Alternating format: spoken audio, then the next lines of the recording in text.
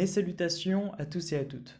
Aujourd'hui, nous nous retrouvons pour une vidéo qui va être un micro compte-rendu du conseil municipal, puisqu'en réalité, je vais parler et argumenter sur le fait de pourquoi j'ai voté contre sur certaines délibérations que nous avons eues durant le conseil municipal le 10 juillet 2020.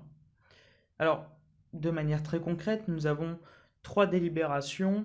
La première étant le rapport d'orientation budgétaire pour l'année 2020, l'affectation du résultat de l'exercice 2019-budget principal, et la numéro 3 étant vote du budget primitif 2020, budget principal.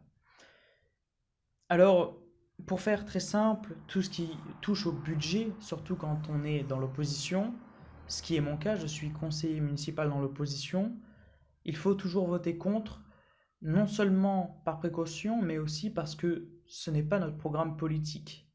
En l'occurrence, le maire sortant est un maire, on va dire, de gauche, mais maintenant ouvert à la divers gauche, comme on dit souvent.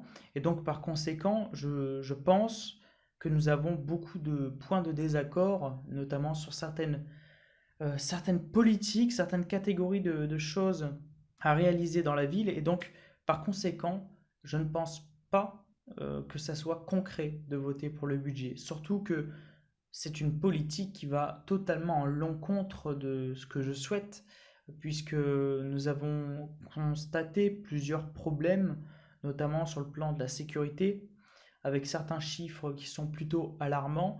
Et donc, par conséquent, je ne peux pas voter pour quelque chose qui ne pourra pas aboutir à ce que je souhaite réellement. C'est pour ça que j'ai décidé de voter contre à ces trois délibérations. Nous allons terminer sur la délibération numéro 43, qui est sur le rapport sur l'utilisation de la dotation de solidarité urbaine.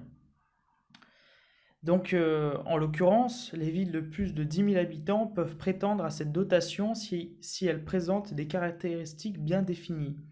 La première étant qu'il faut avoir des zones ou une zone sensible, ce que l'on appelle une ZUS, zone urbaine sensible.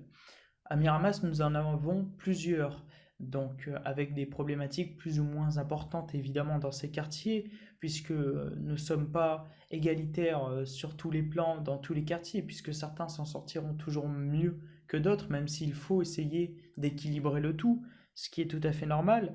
Mais le problème que je me pose vis-à-vis de cela, c'est que cela fait plusieurs dizaines d'années que l'on donne des millions d'euros aux villes, que l'on donne des millions d'euros notamment à Miramas sur le long terme, mais également à Marseille ou autre, et qu'on ne voit pas une amélioration du cadre de vie des habitants dans ces quartiers dits sensibles.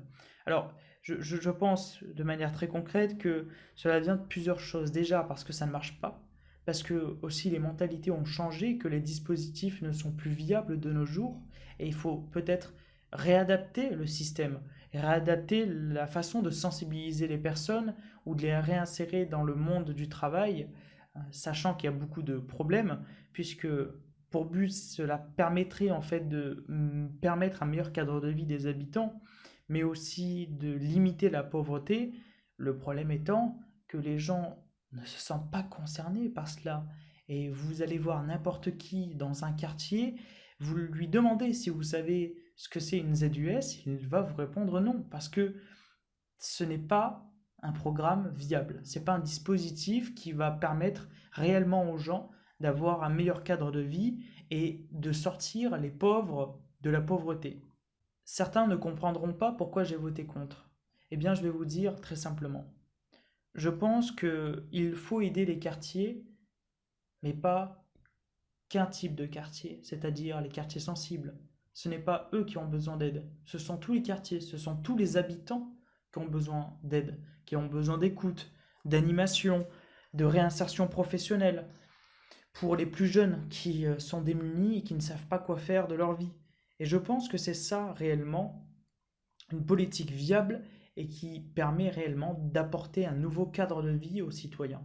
Je sais bien que certaines personnes ne comprendront pas mon choix de vote, mais je vais vous expliquer. Je pense de manière très concrète qu'il ne faut pas cibler un type de problème, mais essayer de trouver et ratisser au maximum sur tout le terrain. C'est bien de viser un terrain et d'être efficace sur un terrain. Mais le problème, c'est que si ce n'est pas le cas, et que pendant ce temps-là, on laisse le reste du terrain pourrir, ça n'a aucun sens. Eh bien, en l'occurrence, cette ZUS, c'est la problématique que nous avons vécue dans notre ville. Autrefois, il y avait moins de délinquance dans certains quartiers. Et le problème, c'est que comme il y avait, on va dire, une priorité sur certains quartiers dits sensibles, eh bien, certains quartiers qui n'avaient aucun problème ont commencé à rentrer dans la délinquance. Les habitants, du moins une certaine partie des habitants, rentraient dans une certaine délinquance, ce que j'ai pu voir à la Carrère, puisque j'ai vécu à la Carrère durant toute ma vie, je n'ai eu aucun problème. Et le problème d'aujourd'hui, c'est que je le vois dans la ZUS. Pourtant, je n'avais pas d'incivilité là-bas, il y a 10 ans. Alors je pense que le problème s'est déplacé et je pense que le problème se déplacera si on ne met pas un garrot au lieu de mettre un pansement. Je pense que le garrot est primordial. Si vous avez compris ma petite métaphore, je pense qu'il faut évidemment que tous les Miramasséens et les Miramasséennes puissent avoir la possibilité d'avoir une aide déjà socio-professionnelle et une écoute pour permettre aux jeunes de se réinsérer, pour ceux qui n'ont arrêté l'école très tôt.